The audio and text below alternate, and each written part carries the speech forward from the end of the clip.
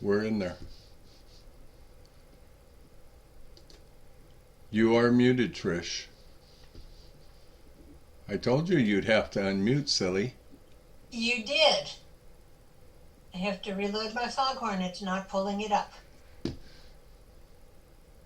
Want me There to... we go. Now I'm starting my recording. Shall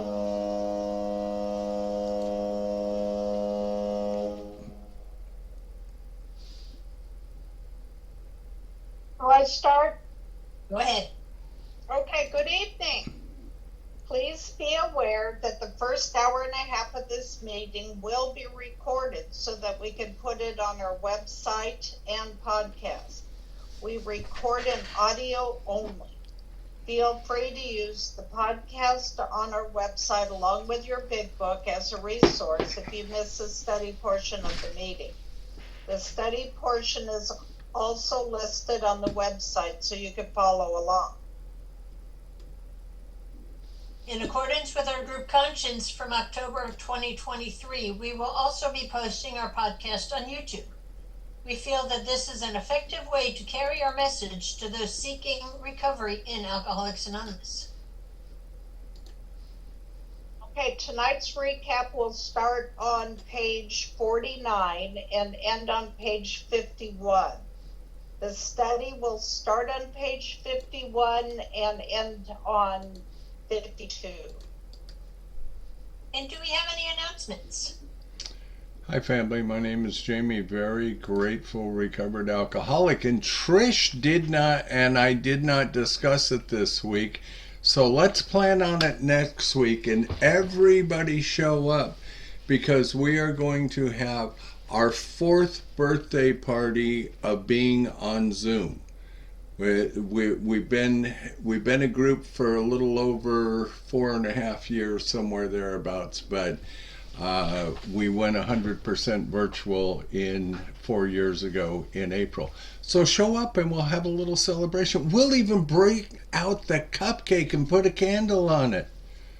Happy birthday to us. Is it potluck? Yes. Okay. Oh, bring a cake. From food. Bring a salad. All right, enough.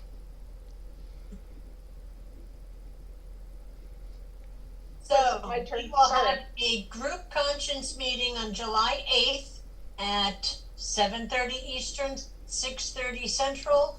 All are welcome to attend. Only home group members are eligible to vote. And if you're interested in becoming a home group member, all you need to do is let me know by chat. And give me your name, phone number, sobriety date. Thank you. Okay. Good evening, everyone. I'm a recovered alcoholic. My name is Terry. Welcome to the Lppbbsg Primary Purpose Big Book Study Group. To prepare for a Big Book study, let's get focused by having a 3-minute moment of meditation, followed by our family's fog light prayer. And I'm a recovered alcoholic. My name is Trish. Thanks for joining us tonight. We're going to start the meditation in a minute, so please take a moment to get situated. Please be aware of background noises when you are unmuted and sharing as to not distract others or yourself. We suggest we all observe proper Zoom etiquette. If you wouldn't do it in a live meeting, please don't do it here. A friendly reminder, absence of profanity offends no one. Please keep yourself muted during someone else's share. We will call on you in the order hands are raised. From the forward to the first edition of Alcoholics Anonymous. We of Alcoholics Anonymous are many thousands of men and women who have recovered from a seemingly hopeless state of mind and body. To show other alcoholics precisely how we have recovered is the main purpose of this book and of this group. Okay. For the meditation, some suggestions are focus your breath and posture.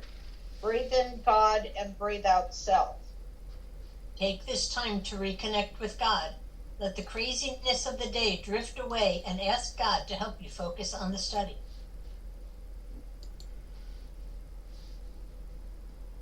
And here come the monks, so enjoy your time with God.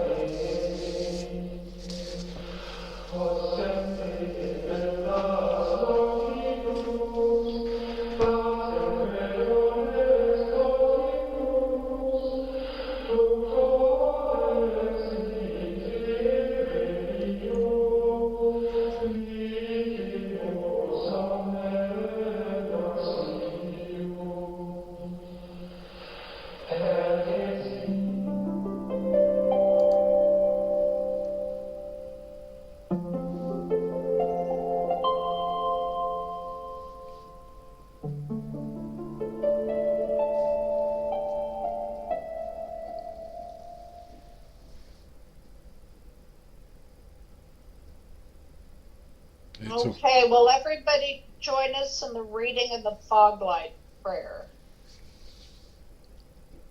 You can unmute yourself. God, let your love shine through us like a fog light, so that those that are lost in light can find your love through us. Amen. Amen. And let's have the secretary's report. Thank you, Trish. Hi, my name is Alyssa, and I am your recovered alcoholic secretary. I have asked Miss Lisa to read the recovered statement. We read this notice to explain why many people in this group identify as recovered rather than recovering, and what it exactly means to be a recovered alcoholic. Take it away, Miss Lisa. Hey, I'm Lisa. I'm an alcoholic. Recovered. We are not cured of alcoholism. Recovered, but not cured. That presents a conflict to some alcoholics. If we were cured, we would be able to drink responsibly. No, we are not cured. The allergic reaction to alcohol will remain with us for a lifetime. But we have been restored to sanity. That was the problem. The main problem of the alcoholic centers in his mind rather than in his body. We are now sane where alcohol is concerned. Consequently, we have recovered. Thank you, Miss Lisa. Thank you for joining us tonight. We meet every Tuesday starting at 5:30 p.m. Central Time with the Gerbil Fellowship Cage, where we chatter for an hour before the start of the meeting. Feel free to bring side dishes to share with the buzzards. Our Big Book study starts promptly at 6:30 p.m. Central Time, and we ask that you be courteous and ready to begin at the sound of the foghorn. We take our Big Book study seriously. Because of this, chat will be disabled during the study. In the 1940s, when the only elements to sobriety were God, a big book, and one recovered alcoholic working with an untreated alcoholic, the success rates were as follows. From the forward to the second edition of Alcoholics Anonymous, page XX, of alcoholics who came to AA and really tried, 50% got sober at once and remained that way. 25% sobered up after some relapse. And the remainder, those who stayed on with AA, showed improvement. Can we have a show of hands of people joining us for the first time? Welcome, Patty. Welcome. And then the recovered alcoholics. Nope, These and are Linda's your- also visiting for the first time. Welcome, Linda. Welcome, Linda. These are your potential sponsors. Is anyone celebrating a milestone this week?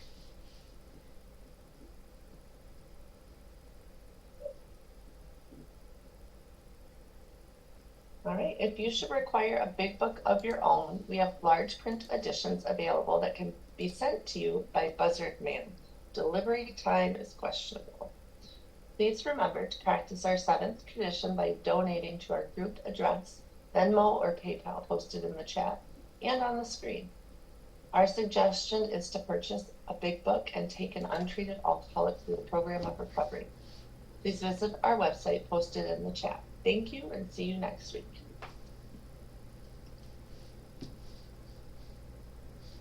You're muted, Terry. Thank you, Alyssa.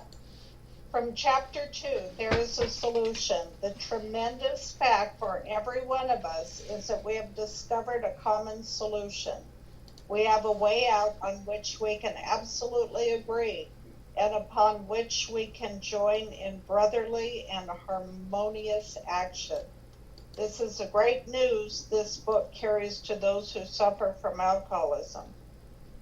This is an open meeting, and as such, all who have an interest in alcoholism and our program of recovery are welcome.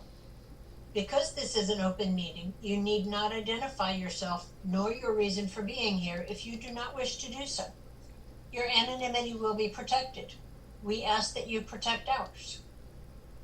While this is an open meeting, membership in this group is limited to those who wish to recover from alcoholism and have a desire to stop drinking for good and all. Each member of Alcoholics Anonymous is a potential sponsor of a new member and should clearly recognize the obligation and duties of such responsibility. Before we begin our study of the Big Book, last week we reviewed Tradition 8. Tonight, let's take a quick look at Tradition 9. Please refer to page 562 in our book, Alcoholics Anonymous. That ain't in the Big Book. We're a lot of stuff Hold on, that Molly's turn. Oh, good. My turn, Oh, sorry. tradition. I'm sorry, I just totally skipped it. Sorry, Molly. Not a problem, my friend, not a problem. Hi, everybody, my name's Molly, recovered alcoholic. I want to apologize for not being here last week. I'm glad to be here this week and able to at least do the 9th tradition with you. Short term, or short version, Tradition 9. AA as such ought never be organized, but we may create service boards or committees directly responsible to those they serve. And then they really get into it in the long version. I'm almost redundant, the notes that I took. Each AA group needs the least possible organization. Rotating leadership is the best. The small group may elect its secretary, the large group its rotating committee, and the groups of a large metropolitan area their central or intergroup committee, which often employs a full-time secretary. The trustees of the General Service Board are in effect our AA General Service Committee. They are the custodians of our AA tradition and the receivers of voluntary AA contributions by which we maintain our AA General Service Office at New York. They have they are authorized by the groups to handle our overall public relations, and they guarantee the integrity of our principal newspaper, the AA Grapevine. All such representatives are to be guided in the spirit of service. For true leaders in AA are but trusted and experienced servants of the whole. They derive no real authority from their titles. They do not govern. Universal respect is the key to their usefulness. And like I said, this is almost going to be redundant, but this is, I went to the 12 and 12 to get a little more personal, I guess you'd call it.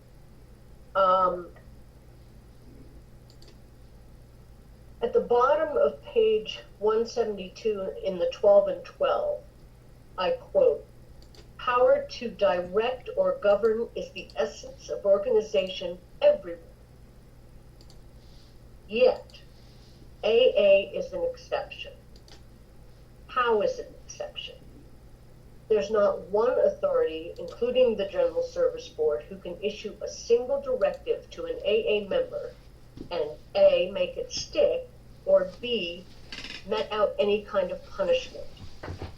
Those things are up to us as individuals. They are natural byproducts of not maintaining our spiritual hold on this program.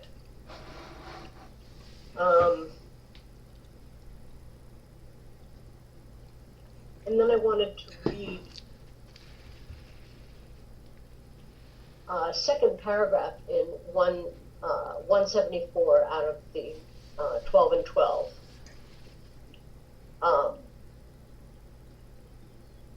First, it gives me a couple of quotes of people that might have said things like this, or you may have heard things like this. They're making disobedience a virtue. They're defiant. They need to grow up and become useful members of society. They must be crazy. I'm paraphrasing. But those are the kinds of things that we sometimes hear. And the response in here is all of these observations have overlooked something unique in AA. Unless AA members follow to the best of his ability our suggested 12 steps to recovery, he almost certainly signs his own death warrant. His drunkenness and disillusion are not penalties inflicted by people in authority. They result from his personal disobedience to spiritual principles. And that's why we have musts in the big book.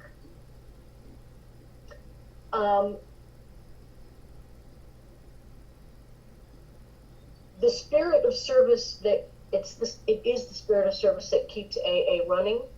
It enables us to reach out to those who need us and make sure they can find us.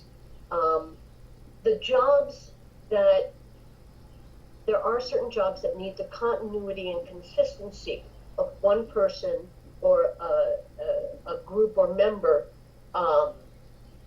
so that there is that consistency, and that's mostly at the level of service, General Service Board.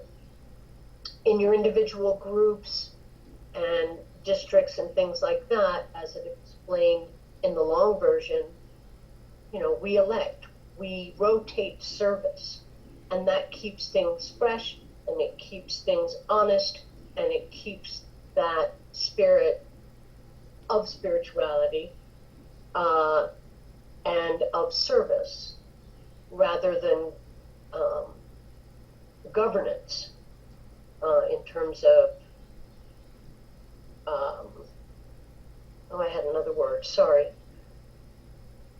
It keeps the spirit alive that makes AA still here today, unlike many governing bodies that we know of.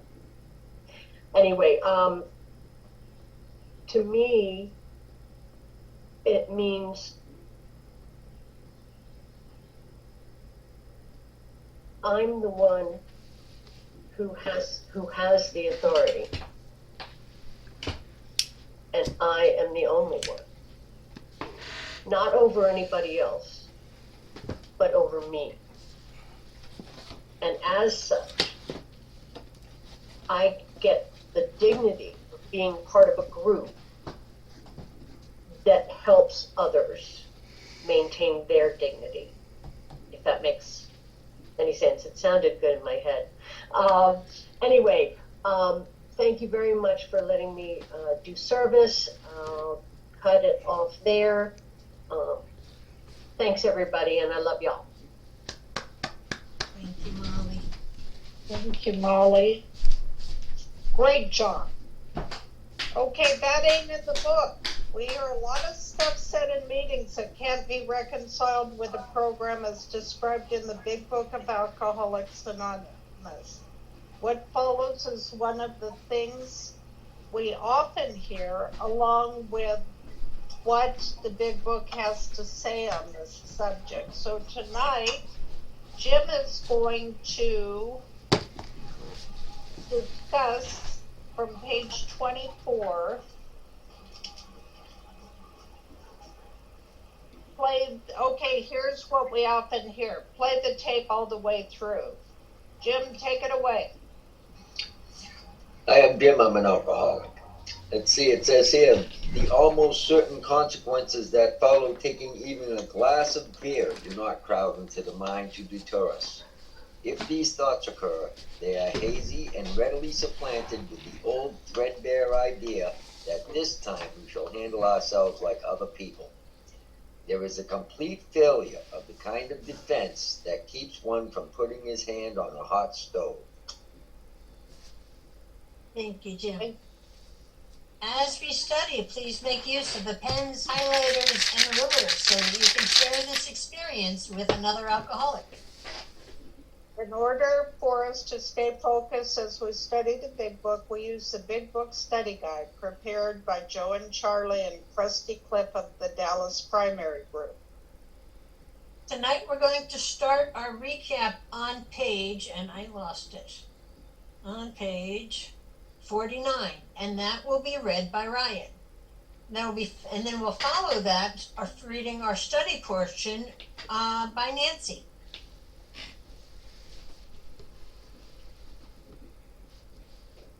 After the page is read, we will ask questions from the imaginary podium, starting back where our study portion begins on page 51. The answers will be one sentence unless otherwise specified, and multi-part questions are simply a one-sentence answer, split up by commas, semicolons, hyphens, and other fun bits of punctuation. Basically, in English, what that means is we're going to read the material once through, then dissect the information a second time through the question and answer format. Notice how the language in the questions gives us a new light in which to consider the study material. This is important because hearing the question and rereading the context offer a definite way of comprehending the material covered. After we've completed the study, we open up for comment, questions, and observations based on what was just read. If you have spiritual experiences with this information, you are free to share. Please keep your share on topic and under 5 minutes. At the 5-minute mark, you will hear a timer beep to let you know that your time is finished. However, Big Book study is not therapy. Should you begin sharing on topics which are more appropriately discussed in a different setting, for example with a sponsor, please do not be offended when we cut that conversation short and send the buzzards nipping at your heels. For that purpose, we have fellowship meetings before and after our study time. You can never go wrong by commenting on the page's study, which brings us to the words of one of the co-founders of Alcoholics Anonymous. Sobriety, freedom from alcohol, through the teaching and practice of the 12 steps, is the sole purpose of any Alcoholics Anonymous group. So before we get started, we're going to take a quick look at how we arrived at this point, because we didn't just open the book randomly and say, this is what we're reading tonight. We started this meeting back in January of 2020, and like most of the world, the meeting shut down for a little bit, reopened as hybrid, and then 4 years ago this weekend, it became a Zoom-only meeting. And we read through the book word by word, line by line, chapter by chapter, in the question and answer format that we'll use. And for those of you new, you'll hear what we mean by that. And we read through the prefaces, the forewords, doctor's opinion, Bill's story, all the way to page 164. We also visit the spiritual experience, spiritual awakening appendix during the study 3 times when it's noted in the footnotes. And then we also read Dr. Bob's Nightmare through the question and answer format, and 2 weeks on the traditions. And then we wrap up the study week 94 with the spiritual experience all by itself, because that is a really important part of what we do here. And then when we're done, we go all the way back to the beginning and we start over again. So while we're in year 4 of our group, we're in season 3 of going through the book in this format. And each time we go through it, I learn a whole lot more. So keep on coming back. Okay, before we start the recap, we will need 5 or 6 virtual hands raised if you would like to be one of our answer readers. Please be aware that the first hour and a half of this meeting will be recorded so that we can put it onto our website and our YouTube channel. Thank you. And with that, I'm going to have Ryan come on in and read our recap, which is the part we studied last week. Thanks, Trish. Recovered addict, alcoholic, my name's Ryan. We who have traveled this dubious path beg you to lay aside prejudice, even against organized religion. We have learned that whatever the human frailties of various faiths may be, those faiths have given purpose and direction to millions. People of faith have logical idea of what life is all about. Actually, we used to have no reasonable conception whatever. We used to amuse ourselves by cynically dissecting spiritual beliefs and practices when we might have observed that many spiritually minded people of all races, colors, and creeds were demonstrating a degree of stability, happiness, and usefulness which we should have sought ourselves. Instead, we looked at the human defects of these people and sometimes used their shortcomings as a basis of wholesale condemnation. We talked of intolerance while we were intolerant ourselves. We missed the reality and the beauty of the forest because we were diverted by the ugliness of some of its trees. We never gave the spiritual side of life a fair hearing. In our personal stories, you will find a wide variation in the way each teller approaches and conceives of the power which greater than himself. Whether we agree with a particular approach or conception seems to make little difference. Experience has taught us that these are matters about which, for our purpose, that we need not be worried. There are questions for each individual to settle for himself. On one proposition, however, these men and women are strikingly agreed. Every one of them has gained access to and believes in a power greater than himself. This power has in each case accomplished the miraculous, the humanly impossible. As a celebrated American statement puts it, let's take a look at the record. Here are thousands of men and women, worldly indeed, to flatly declare that since they have come to believe in a power greater than themselves, to take a certain attitude towards that power, and to do certain simple things, there has been a revolutionary change in their way of living and thinking. In the face of collapse and despair, in the face of total failure of their human resources, they found that a new power, peace, happiness, and sense of direction flowed into them. This happened soon after they wholeheartedly met a few simple requirements. Once confused and baffled by the seemingly futile existence, they show the underlying reasons why they were making heavy going on life. Leaving aside the drink question, they tell you why leaving was so unsatisfactory. They show how the change came over time. When many hundreds of people are able to say that the consciousness of a presence of God is today the most important fact of their lives, they present a powerful reason why one should have faith. Thank you, Thanks, Ryan. guys. And Nancy, come on in with our study portion for tonight. Nancy Alcoholic, this world of ours has made more material progress in the last century than in all the millenniums which went before. Almost everyone knows the reason. Students of ancient history tells us that the intellect of men in those days was equal to the best of today. Yet, in ancient times, material progress was painfully slow. The spirit of modern scientific inquiry, research, and invention was almost unknown. In the realm of the material, men's minds were fettered by superstition, traditions, and all sorts of fixed ideas. Some of the contemporaries of Columbus thought a round-earth prospect preposterous. Others came near putting Galileo to death for his astronomical heresies. We asked ourselves this: are not some of us just as biased and unreasonable about the realm of the spirit as were the ancient about the realm of the material? Even in the present century, American newspapers were afraid to print an account of the Wright brothers' first successful flights at Kitty Hawk. Had not all efforts at flight failed before?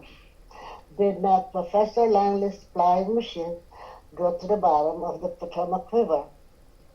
Was it not true that the best mathematical minds had proved man could never fly? Had not people said God had reserved this privilege to the birds? Only 30 years later, the conquest of the air was almost an old story, and airplane travel was in full swing. But in most fields, our generation has witnessed complete liberation of our thinking. Show any long horseman a Sunday supplement describing a proposal to explore the moon by means of a rocket, and he will say, I bet they do it, maybe not so long either. Is not our age characterized by the ease with which we discard old ideas for doom, by the complete readiness with which we throw away the theory of our gadget, which does not work, for something new which does? We had to ask ourselves why we shouldn't apply to our human problems this same readiness to change our point of view. We were having trouble with personal relationships. We couldn't control our emotional natures. We were a prey to misery and depression. We couldn't make a living.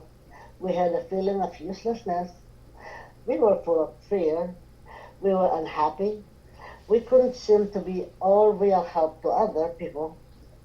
Was not a basic solution of this bedevilment more important than whether we should see new thrill of lunar flight? Of course it was. When we saw others solve their problems by a simple reliance upon the spirit of the universe, we had to stop doubting the power of God. Our ideas did not work, but the God idea did. Thank you. Thank you, Nancy, and thank you, Ryan, both for reading. So for our answer raters, please go ahead and unmute. And when it's your turn, please speak clearly into your microphones. We'll ask the questions from our script by Joe and Charlie and Krusty Cliff. And the answers will be sentence by sentence coming directly out of this week's study that Nancy just read. Beginning with the first sentence she read and ending with the last sentence that she read. So Go ahead. Our batting order tonight is going to be Kenny, Art, Lisa, Nancy, Marilyn, Kat, and Jim. And William, your hand went down. So unless it goes up, I'm gonna leave you out because we've got plenty of, oh, there you are. Okay, so you'll be after Jim. So Kenny, you get our first question. What sort of progress has our society made during this century? This world of ours had made more material progress in the last century than in all the millenniums which went before. Thank you. And Art, does everyone know why? Almost everyone knows the reason. Thank you. And Lisa, are we more intelligent than our ancestors? Students of ancient history tell us that the intellect of men in those days was equal to the best of today. Thank you. Nancy, why has material progress been so slow in previous centuries? 2 sentences, please. And you're muted.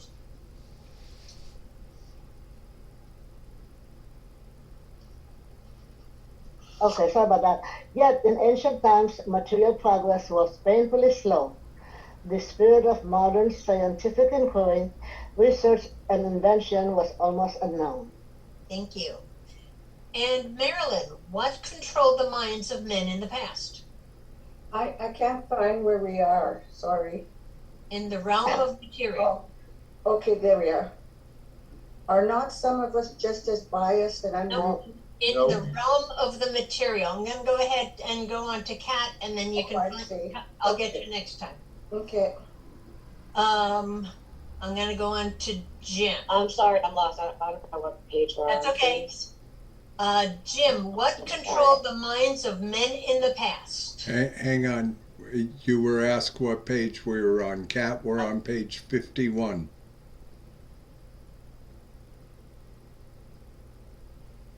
Okay, Jim. Yeah, Jim. Okay, you ready? In the realm, In the realm of the material, men's minds were fettered by superstition, tradition, and all sorts of fixed ideas. Thank you. And William, how did some folks feel about Columbus' idea that the world is round? Some of the contemporary of Columbus thought a round earth preposterous. Okay, I'm going to jump in with a comment. Could Christopher Columbus have been an alcoholic? He sailed west to go east. When he left, he didn't know where he was going. When he got there, he didn't know where he was. When he got back home, he didn't know where he had been. And he went back and did it all over again and still didn't know. He wound up in jail, and a woman financed the whole thing. And coming back to you, Kenny, why were folks angry at Galileo? Others came near putting Galileo to death for his astronomical heresy. Thank you. And Art, with these facts in mind, we ask ourselves what? We ask ourselves this: are not some of us just as biased and unreasonable about the realm of the spirit as were the ancients about the realm of the material? Thank you. And Lisa, what was it that American newsmen were afraid to report? Even in the present century, American newspapers were afraid to print an account of the Wright brothers' first successful flight at Kitty Hawk. Thank you. Nancy, what produced that fear? 2 sentences, please. Had not all efforts at flight failed before? Did not Professor Langley's flying machine go to the bottom of the Potomac River? Thank you. Marilyn, was there mathematical proof to refute the truth? Was it not true that the best mathematical minds had proved man could never fly? Thanks so much. And Kat, people believed what? Had not people said God had reserved this privilege for the birds? It's true. And Jim, coming back to you, but what did happen in a very few years? Only 30 years later, the conquest of the air was almost an old story, and airplane travel was in full swing. Thank you. And William, what is true in most fields today? 2 sentences, please.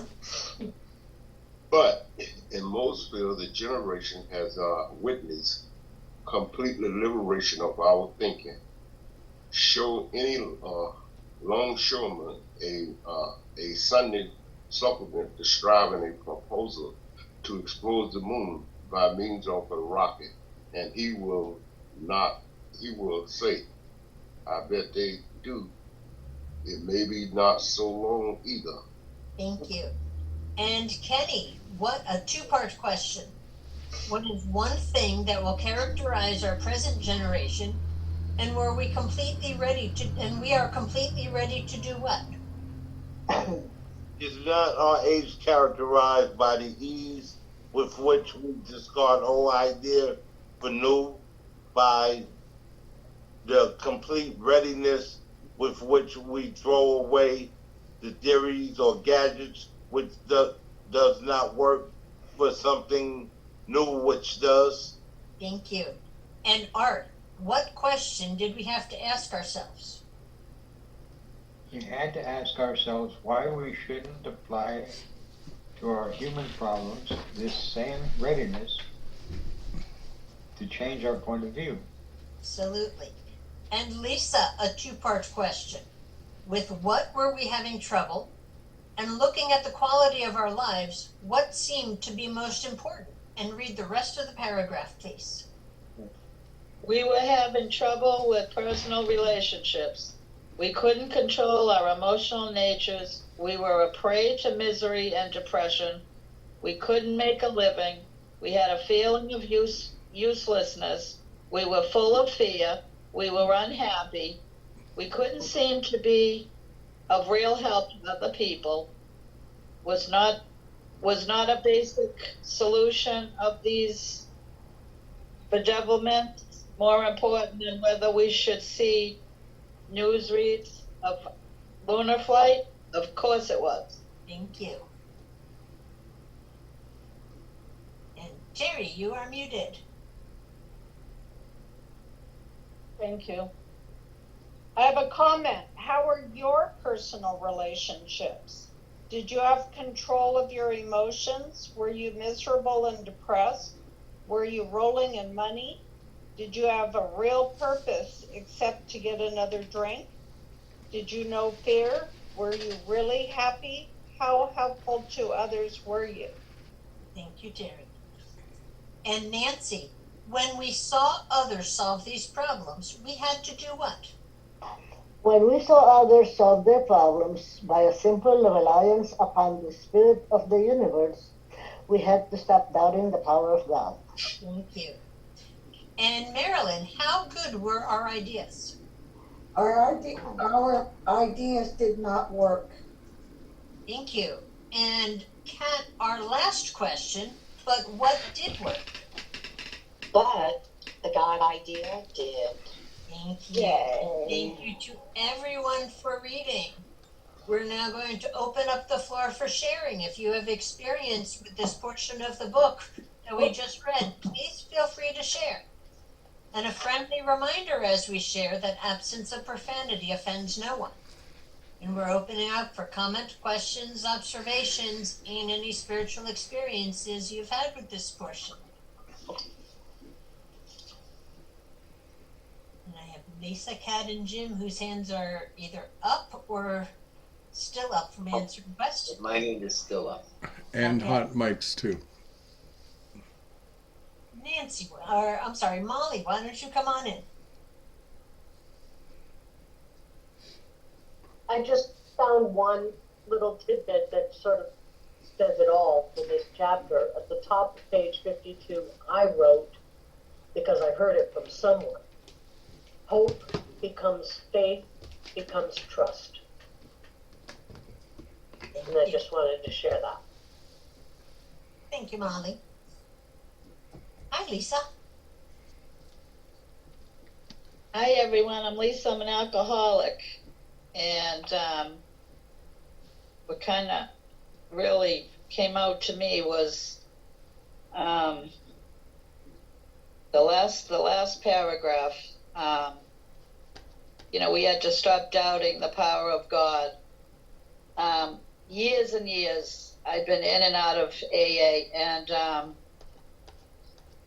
it's not that I didn't believe in God. I did. I just, I think maybe I had a lot of fear, but a little bit of maybe he's mad at me, and and something kept me back. And and me, of course, the self-will, because I was always trying to play God, controlling everything, even though I didn't think I was, but I was. And I still do. But I catch it, and I'm able to catch it now. And, but yeah, I think it was a lot of fear. I'd hear people talking about it, and maybe it works for you. I tried it, because I did try praying. I prayed once for patience, and it wasn't good. But I'm really very grateful that I'm starting to see God showing me.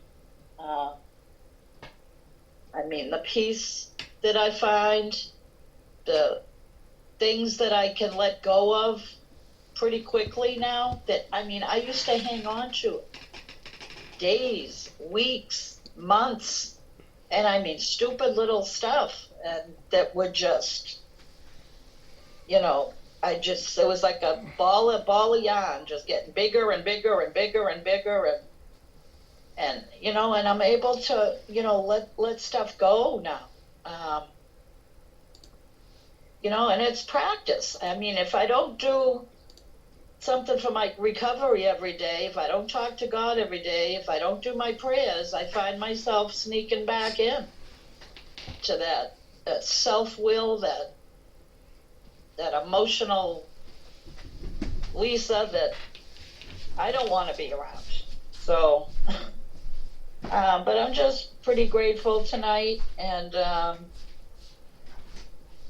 going to keep doing what I'm doing and working on myself, and that's about it. Thanks, everybody. Thank you, Lisa. Hi, Ryan. Come on in.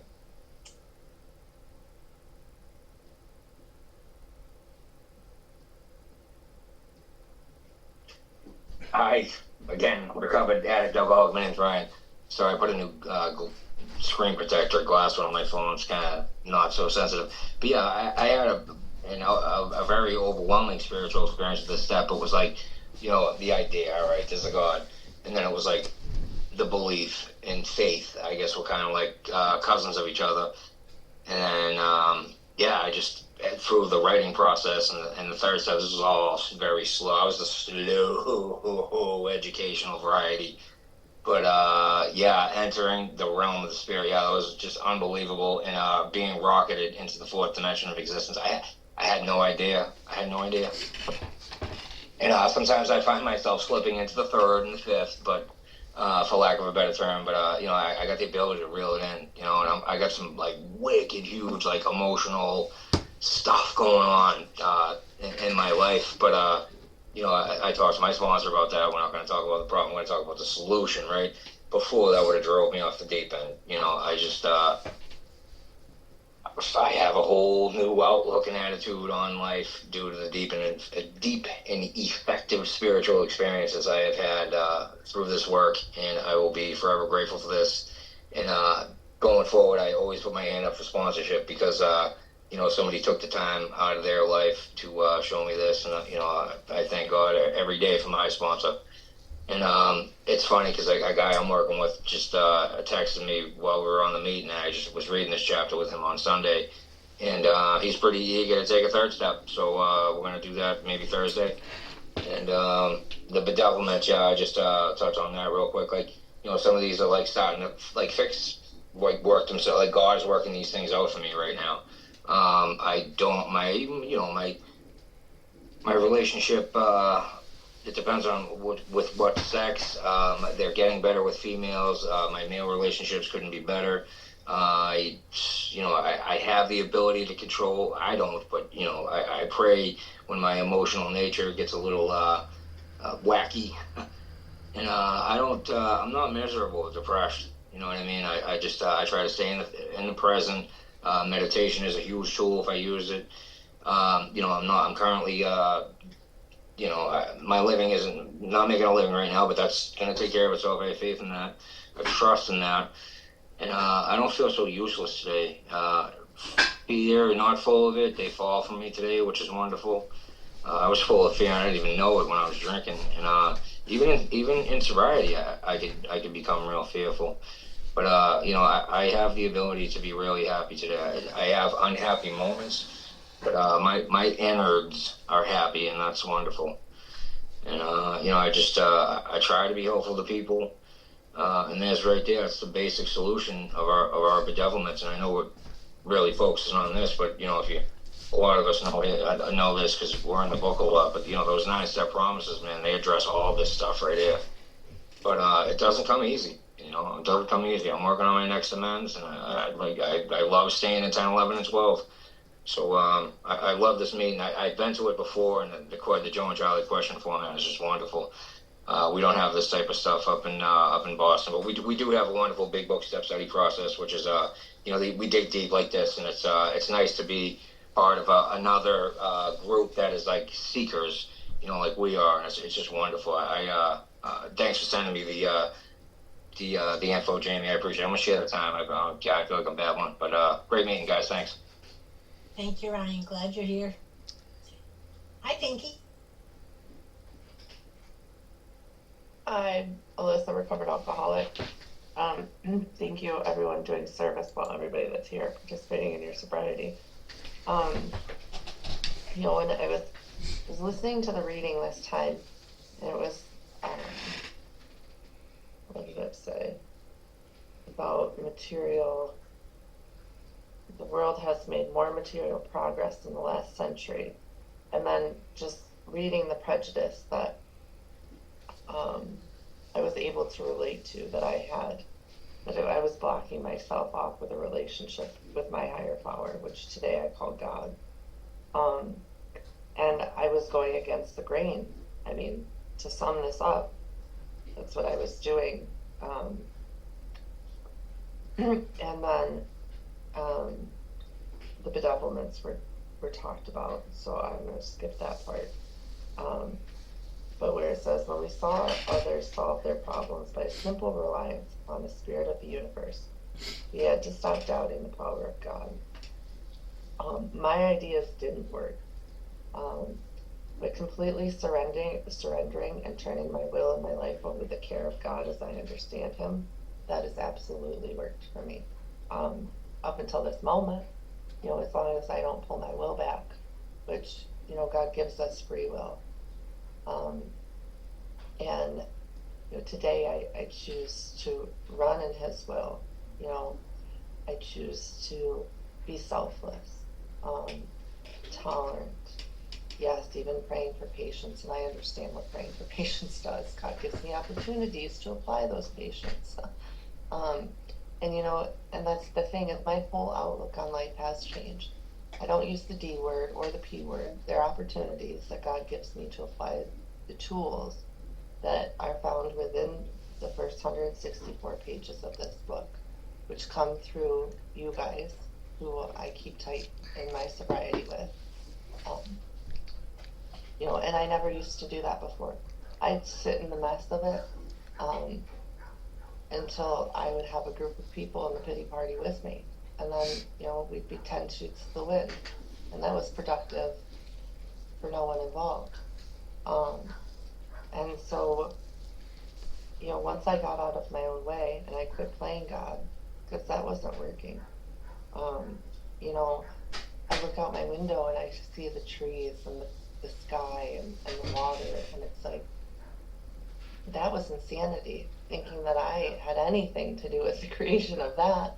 But yet my behaviors for so many years, you know, that's what I was exhibiting, that I was, you know, some sort of God that knew what the heck she was doing when she had no idea. And I'm okay with that today, you know, because my best thinking at that time in my life got me here. And then today I have a new way of thinking.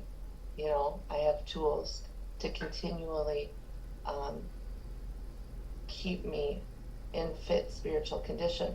And fit doesn't mean perfect. It just means to me that I'm not doing it myself, that I'm bringing God with me. I'm letting God lead the way. And there's moments where I try to take my will back, but I don't like that feeling. And then that allows me to identify what is really going on. And I'm going to hop to step 10 because that's where I try to live today. And it says, these are thoughts that have to constantly go with us. And, it's progress, not perfection. I didn't wake up the night after my worst day and I'm like, ooh, I got here. It takes time. And, I have to say these things out loud because my brain wants to divert back or go back to default, right?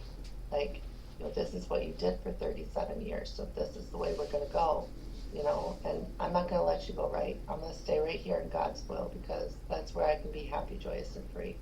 Live life on life's terms. There's nothing that has come across that I haven't been able to get to the other side.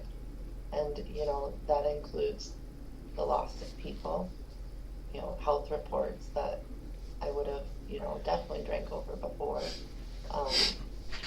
Living life on life's terms. And, I am in the fourth dimension of existence, of which I had never dreamed. So, I'm just going to hang out here on my rocket ship and be happy, joyous, and free. And, I'll keep coming back. So thank you all for being a part of my sobriety. Thank you, Alyssa. Good to see you tonight. Jamie, come on in. Good evening, family. My name is Jamie, very grateful, recovered alcoholic, and welcome to everyone who's joining us for the first time. We are glad to have you and certainly hope you will come back. As to our service team and family, couldn't do it without you. Let me repeat that. Couldn't do it without you. So thank you so much for your service. I always say this, and those of you who know me know that this happens to be one of my favorite chapters in the book. And the way I describe the chapter to the agnostic is it becomes a pathway for me to let go of old ideas and old beliefs, old prejudices, old bias, and open my heart and mind to a new pathway, to new ideas and new beliefs that work, that have changed me with such spiritual significance that today I think more about you than I do about me. And that's a pretty profound thing. So I'm gonna try and bring this, because everybody says, well, we need a more modern version of the big book. So I'm gonna try and relate this material to the world that we live in today. The world of ours has made more material progress in the last century than it did in the millenniums that were before, and we're talking early 1900s here. So look at here where we are here in 2024. This last century has produced lots of stuff. But something that caught my mind, students of ancient history tell us the intellect of men in those days was equal to the best of today. And what I got to thinking about is some of the wonderful things in the world that can't be explained, like Stonehenge.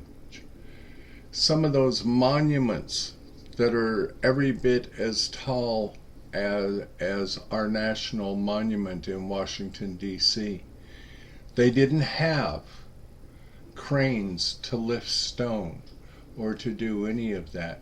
Yet engineering skills of those men, manpower, labor, stone cutters, precisely engineered all of these things so that they could take something that was long and flat and laying on the ground like this, and with a whole bunch of ropes and manpower make it spring up and stand straight up like that. That's some pretty incredible intelligence in my way of thinking. Almost every one of us has one of these, a cell phone. Yet just 30 years ago, they were very, very expensive and only a few around. I have not only one, but I've got two. I can't explain to you how they work. And both of them work differently, made by the same maker, but some have different apps and different functions. I can't explain to you how they work, though. You know, all I know is I've figured out how to work within what it allows me to do, within what the apps will do and the search engines and all of that stuff. Brilliant piece of technology, yet we take for granted the capabilities that it has, and yet we get to hold it and touch it every day. We get to do stuff on it that we can visually feel, that we can go to Amazon and order something and 2 days later it'll be at our house, yet we struggle with faith and belief in God. A lot of talk this morning about the eclipse yesterday. Anybody see that eclipse or see pictures or in a Facebook group where that's all the talk of the town? Oh, let's take it to this passage of tonight. Some of the not Columbus, but it does sound like he was probably a drunk. Others came near to putting Galileo to death for his astronomical heresies.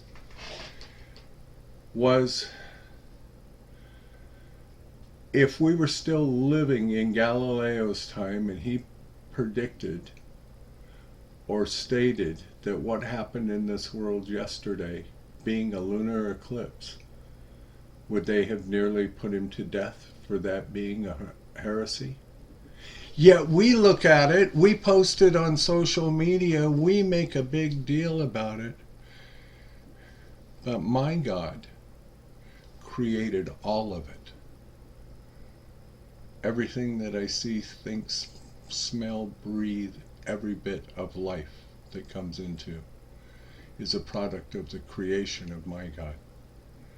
And yes, some of it's man-made, but he did give man intelligence enough to do that. You look at the animal world, they can't do the same things that we do. They work off instinct. Yet we try and work on intelligence, and sometimes we try to be too intelligent. You know, I'm certainly guilty of that. We ask ourselves this: are not some of us just as biased and unreasonable about the realm of spirit as the ancients were about the realm of the material? And then, of course, it talks about the Wright brothers. I don't know about how much you guys fly, but I fly a lot. And I'm amazed that I can be 3,000 miles away in less than 5 hours. With, 500 other bozos who are silly enough to get up in a thing that goes like this up in the sky. But it happens. And I'm absolutely in awe that it happens. And it's because we had an intelligent God that created us all and gave us the ability to do the same. I do want to pass to this one thing. The bedevilments, where we're having trouble with personal relationships. We were having trouble with personal relationships. We couldn't control our emotional natures. We were prey to misery and depression. We couldn't make a living. We had a feeling of uselessness. We were full of fear. We were unhappy. We could not seem to be of real help to other people. Was this not the basic solution of these bedevilments? And more important, whether or not we should see newsreels of lunar flight. Of course it was. I go to meetings, I go to a lot of meetings, and I go to people with meetings all the time that are more focused on bringing outside issues into the meeting than they are a spiritual solution. You know, what happened in the news, what the weather's like, none of that stuff is nearly as important as me being one drunk talking to another and trying to help them find a pathway. So these bedevilments in my life, I have experienced them prior to sobriety, and I have experienced them during sobriety. Because life happens. Sometimes we step away from our spiritual solution. But it is step 4 that let me take a look at the foundation and the root of what my bedevilments in life were. And it gave me a process to heal from them, for them to become experience rather than being a victim, for those things to become the experience that today gets to help somebody else. I'm not a hostage to those things anymore. Sure, do I have moments of depression? Absolutely, I'm human. You know, in step 7, and of course we're nowhere near there yet, but these bedevilments are the basic foundation of all of my defects of character.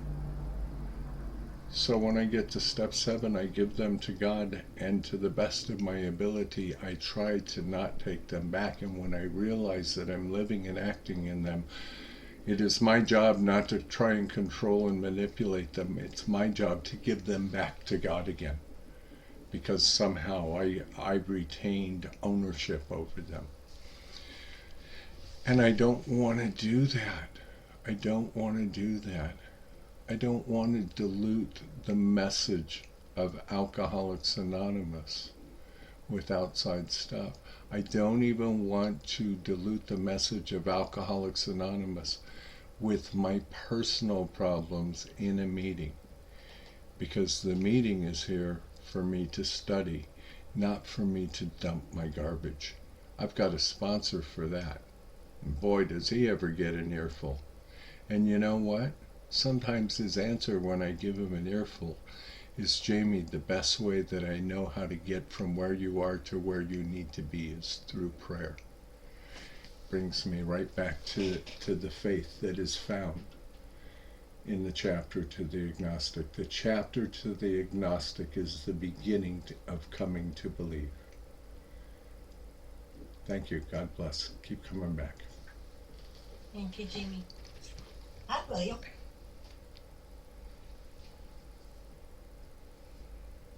Yes, my name is William Alcoholic. I said hello to my family. Came in a little late, and glad to be here. You know, and I guess I know I was clueless about the materialist world, the spiritual world when I came to Alcoholics Anonymous. So I learned everything I learned about life today. I learned it here in Alcoholics Anonymous. You know, and when I look back at my life, and they talk about these things that held the ancient man, the belief in all the things that held them back. It's just, did I have some of those too? Of course I did, you know, because I was told a certain type of God was going to punish me if I do such a thing and this and that. You know what I mean? So I came here and I seen other people, you know, and they was talking about whenever we saw other people solving their problem. When I got to Alcoholics Anonymous, they told me it's only 10% of the drinking, the other 90% was inside stuff that was going on with it. And one of the physical things that I seen about the people in the rooms of Alcoholics Anonymous, I came in with a shot liver, you know, and I had 2 big red eyes, and I didn't like it, and I seen that was clear enough with them.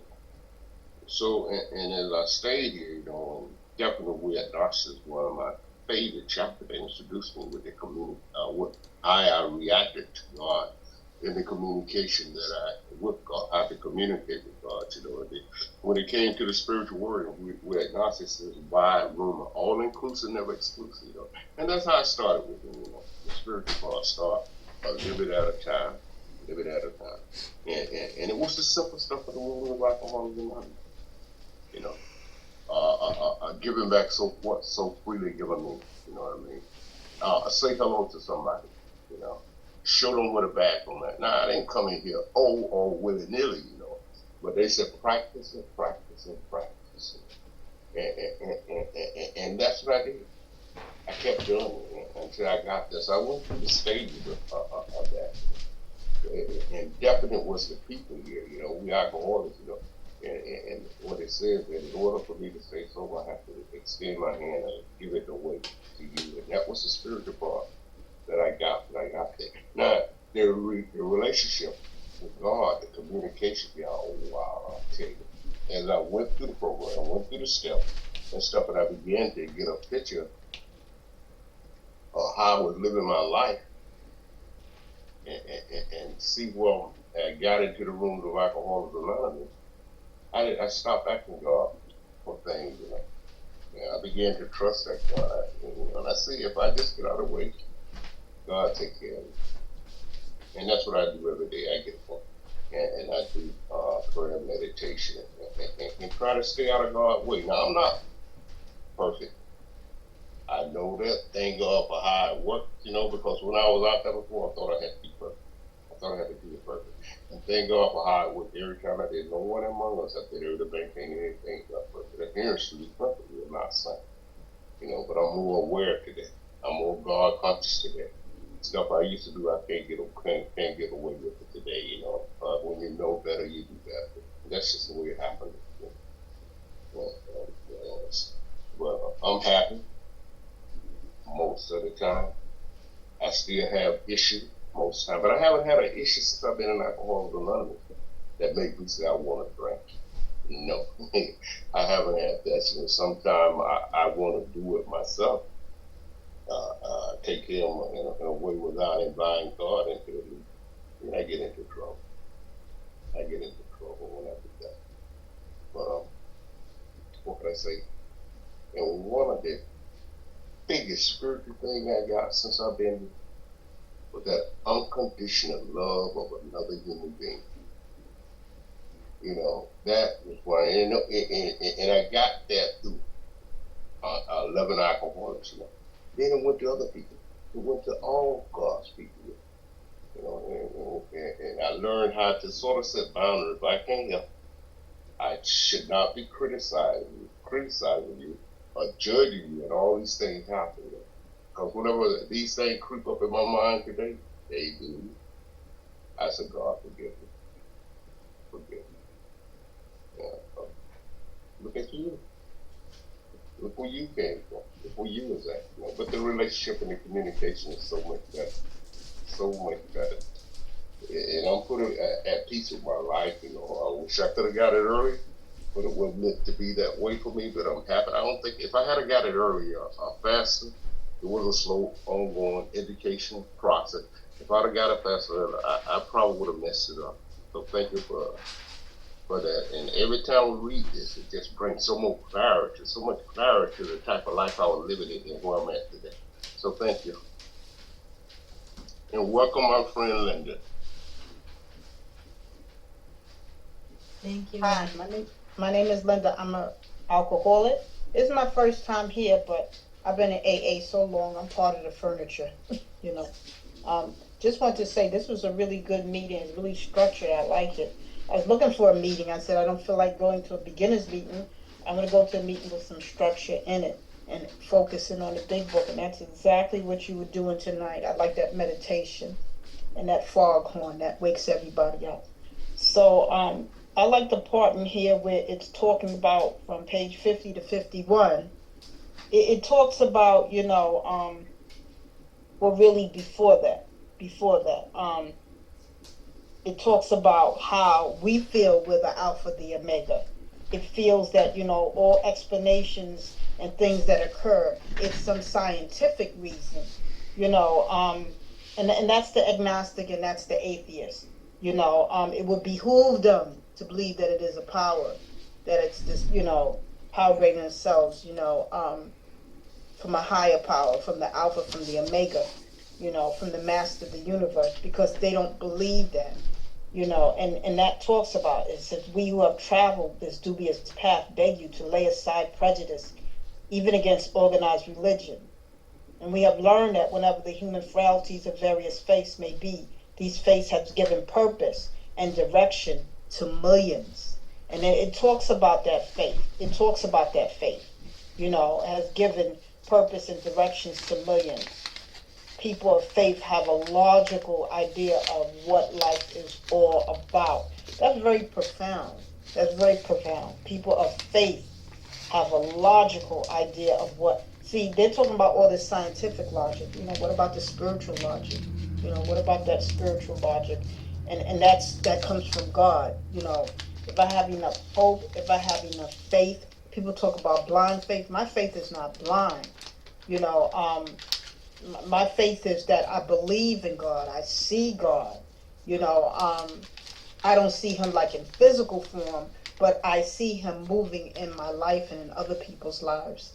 I've seen a lot of miraculous things. I was watching some show, and it was ER Medical, and it shows the hospital and real enactments of people coming in there, being heard, what they had to do to get this out of them, sew their arm up, this, that, the other. And this doctor had to go tell the family, and it was a family. So many people came there to see the grandma because they found out she was sick, and she had died. They said, there's nothing we can do. And the nurse said, you want me to tell her? He said, no, I'll tell him. And then he went in there, he saw all of them, and he asked one family member to come to the side.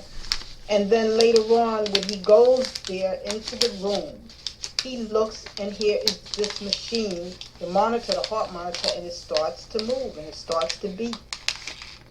And he puts his hand by her nose, and he feels a breath. But officially, that machine said that she was dead.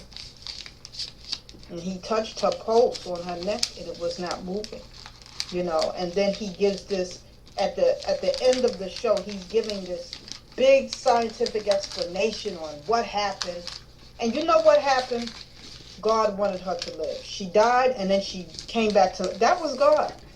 There's no scientific you can put all the scientific, you can put all the equations, math equations, and algorithms and everything. And I work in the IT field, so I know how some people can be, and that you want. But that's God. That's an act of God. That's an act of God. There's too many times in my life I've prayed, and I said, I do not know what the outcome is going to be. I do not know what my God is going to do. But guess what? It turned out perfect. It turned out perfect. It turned out the way God wanted it to turn out. So this belief that, if I have a problem, I'm going to fix it, I'm going to deal with it, this, that, the other, without taking it to God first, we have to stop that. We have to come to believe there is a power greater than ourselves, and it's right here, 49 to 50, and it talks about it. It talks about the fear. Like when planes and all this new technology was being made, and people were like, oh no, you can't do that. The fear. My fear is what keeps me trapped. It keeps me stuck. It keeps me from not understanding that I will stay sober no matter what. My fear can make me drink. And I have to have more. It talks about it, and I've heard other people in here in this meeting right now share about that faith. That faith, all I have to be is a mustard seed. That's all we need, is just a mustard seed. And then from that, God does the rest. Because he knows we're weak. He knows we're vulnerable. He knows that we're confused. He knows that we're hurting and we're searching. So God does the rest. He puts his hand out. We grab God's hand, and God does the rest. But you have to believe. If you want to keep thinking that you're the greatest thing that ever walked the earth, you're the Alpha and Omega, you will be stuck. You will be stuck, and you will be in the darkness forever. But if you want to open yourself up, take a chance, add some faith to it, stop trying to rationalize it, think about the spiritual logic, you will recover, you will be able to deal with these hurdles and these mountains in your life, and these situations. And we don't know, no one knows what tomorrow brings, but God knows what brings, what's going to be brought tomorrow. I used to tell my daughter, I said, I don't know what what tomorrow brings, but I know who brings it. So that's why I have the faith and I'm not afraid. And it would be the toughest situations when my children were little and they would ask me, I said, I don't know how. We're going to turn it over to God. I don't know how we're going to get through this. I don't know what's going to be. But we definitely will get through this if we put all our faith and our trust in God. And I heard one of my kids say that as they got older. They said, you used to say that a lot. I said, I had no choice but to trust in God. I had no choice but to have the faith and to keep moving and not to have that fear, that childish fear, that lack of faith. Because fear and faith, they can't occupy the same places, either one or the other. I can't be saying, God help me, but then I'm not even giving God the opportunity. I'm being impatient. It's like a little impatient child snatching something from someone because they didn't fix it quick enough. I have to have that patience, that courage. And I like what it said. Put these prejudices aside. Put them aside. Because you're hurting yourself. You're blocking yourself from the sunlight of the Spirit, definitely. Thank you for letting me share. Thank you, Linda. And I'm very glad you joined us, and I hope we see you again. Art, come on in. Hello, everybody. My name is Art. I'm a grateful recovered alcoholic. And this whole chapter is really talking about how we implement step 2 into our life. And what I've found in my own experience is that faith brings hope, and trust brings peace. This wasn't an easy step for me, because I came in here with a lot of preconceived ideas about what life was supposed to be and how I was supposed to react to it. And when I saw the steps for the first time, I considered that this probably isn't going to work for me, because I've already tried that, and it was not satisfying. The God idea was something that I don't believe I was agnostic, or I know for sure I was never atheist, but I had concluded, because of my experience, that God set this whole thing in motion and then disappeared. He doesn't really care about what happens here. And especially it doesn't care about what happens to me. And I have since being sober for as long as I have, I've come to understand that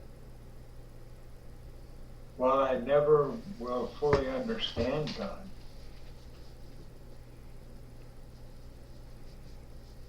there is a way for me to experience God in my life. And others have talked about it this evening. The things that happen that are inexplicable outside of a belief in God. Those are the experiences that develop the faith and the trust so that I can be at peace. And what we read tonight was all about opening our mind to the idea that where I've been and what I've done in my life, no matter whether it was in religion or the way I grew up, or it was rejection of that, and the way I was living when I finally arrived at the doors of Alcoholics Anonymous. And neither of those was satisfying to me.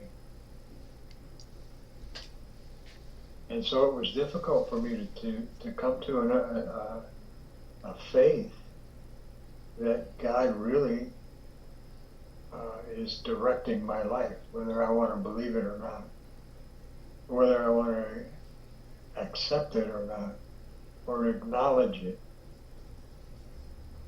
But what I found is that when I acknowledge the idea that God is at work in my life, I get to be free. And when I refuse to acknowledge God's work in my life, and I'm doing it all on my own, and I'm struggling, and I'm fearful, and I'm not doing well, and I'm dissatisfied with my life, feeling sorry for myself, believing that it's all somebody else's fault, but I can't figure out who that somebody is. All of those things is the way I got here. And I have learned through the application of these 12 steps in my life that God is all around us, that He's always been with me, that I could not have survived life the way I lived it for those several years without His protecting hand involved. And, you know, I've experienced miracle after miracle after miracle in my life. And the only explanation for those miracles is God. And so, like it said in the reading tonight, we discovered that our ideas didn't work, but the God idea did. And so it's through these experiences and the application of the steps in my life that I have come to experience God in my life in a way that was never possible before.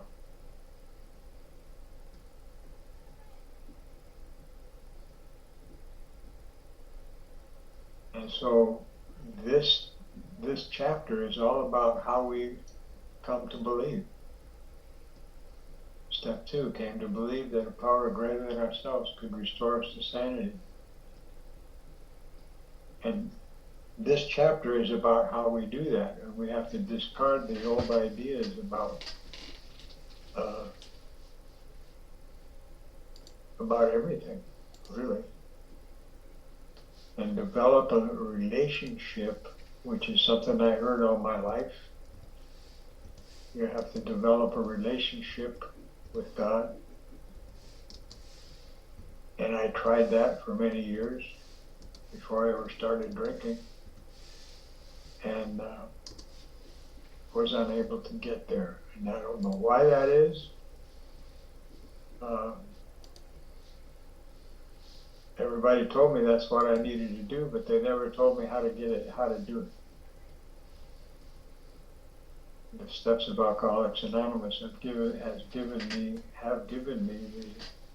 the how-to in the development of your relationship with God. It's not complicated, but it's sometimes difficult. Thank you all for being here, and welcome to the new people that haven't been here before. Welcome to this group. Thank you. Thank you, Art. Always enjoy listening to you. Hi, Xavier. Hey, good evening. Xavier, alcoholic. Recovered alcoholic. Glad to be here. Sorry, super late. I took my son to a Little Ninjas class. But I caught the end and really appreciated everyone's shares, and I take we were at the end of chapter 4. So quickly,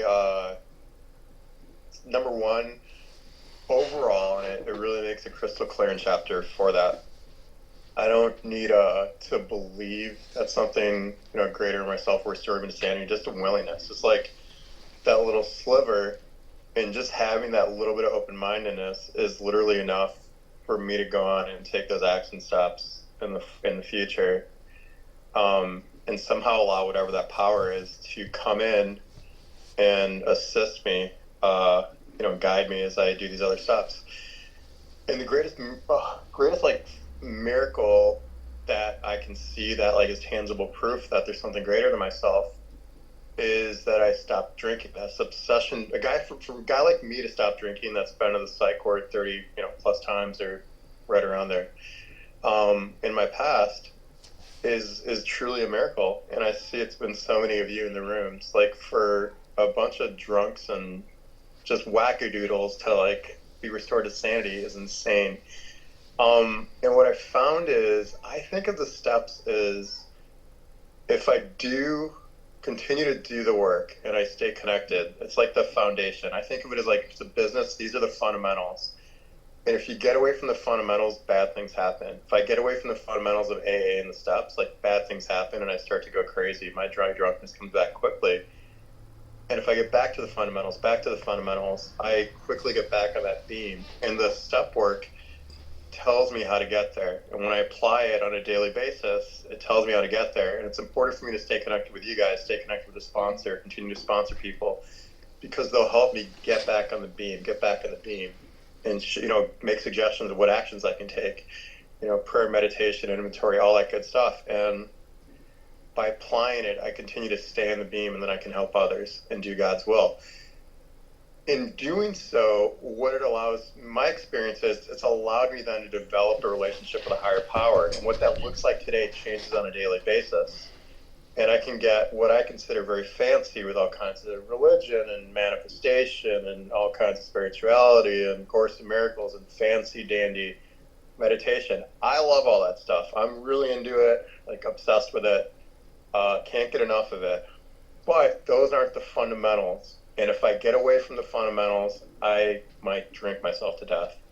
So Alcoholics Anonymous for me is a simple, fantastic program. It's a miracle because it helps me stay sober one day at a time by giving me that conscious contact with a higher power. And if I do my higher power's will, which it gives me directions how to do in the book, then I don't have to drink one day at a time as a side effect. And then all the other fancy dandy stuff is awesome, but it's like icing on the cake. It's really, really fun. I can't get enough of it. I'm super, super into all the new age, all that stuff. Like, it's super cool. But I swear it will not keep me sober. I have relapsed many years ago just doing that. The stuff that keeps me sober is Alcoholics Anonymous. So if I keep that from the forefront, then I have the luxury of doing all the hot yoga I want. So that's all I got. I'll pass. Thanks, Xavier. I'm Trish. I'm an alcoholic. I'm going to jump in real quick. 2 times in the last 2 or 3 weeks, Bill has pointed out, and Linda brought it up, we beg of you to put aside prejudice even against organized religion on page 49. And then today it talks about, is not our age characterized by the ease with which we discard old ideas for new? And I had to be willing to put aside my old ideas. And a lot of those are listed in that following paragraph, those bedevilments and how I get along with other people and control my emotional nature.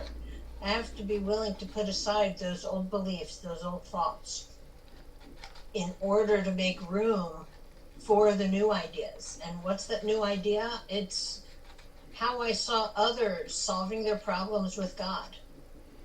And it was stopping doubting the power of God and realizing that the God idea did work. So often in my life, I would see other people who just dripped peace and serenity off of them. And I would always say, I want that, but I never saw it as being attainable. But then when I became willing to put aside those old ideas, to drop those old prejudices that I had, and became willing to not just believe in God, but to realize and accept that God wants a relationship with me. God wants to be an active part of my life. That's when that peace started entering my life. Letting go of the old ideas of God's out to get me, to God wants to be an active part of my life, to bring me that peace and serenity. Some of it was the peace and serenity I saw in others. But learning and realizing that I can solve my problems simply by saying that prayer and asking God to help, and not having to rely on that self-reliance and the me anymore. So once I realized, as the book said, my ideas don't work, but the God ideas do. Once I was willing to put aside my old ideas and pick up the idea that God is going to work, the God idea works, and having God in my life is the best thing that I've ever done. It just took a while for me to get there. And I'm going to stop there and have Terry come on in and read our closing.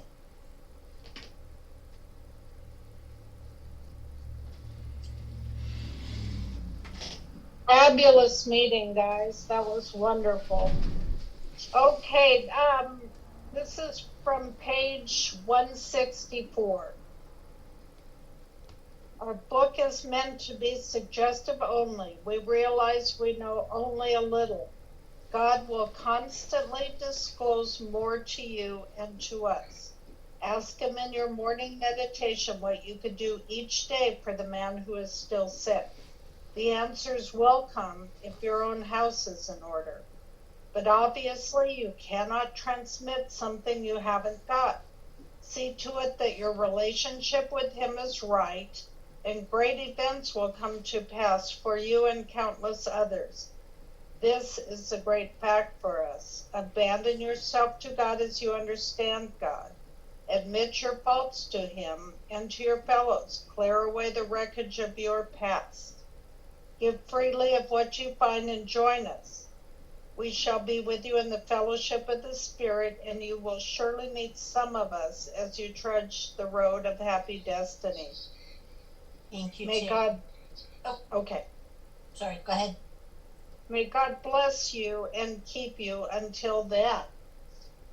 Thank you, Terry, and I'm sorry I jumped the gun a little bit on you. No, that's fine. I do it all the time. And we will go ahead and close out. And what we do here in this meeting, for those who have not been with us before, because we are not able to stand around the meeting or stand around the table and hold hands with each other, we hold our hands up in the screen, and that's our way of connecting and holding our hands with each other online. And we'll take a moment of silence for those still suffering in and out of these rooms, especially those who may die tonight, either because they haven't found their way to us, or because they found us and they weren't ready or didn't want what we had, so they walked away. So a moment of silence followed by the Lord's Prayer.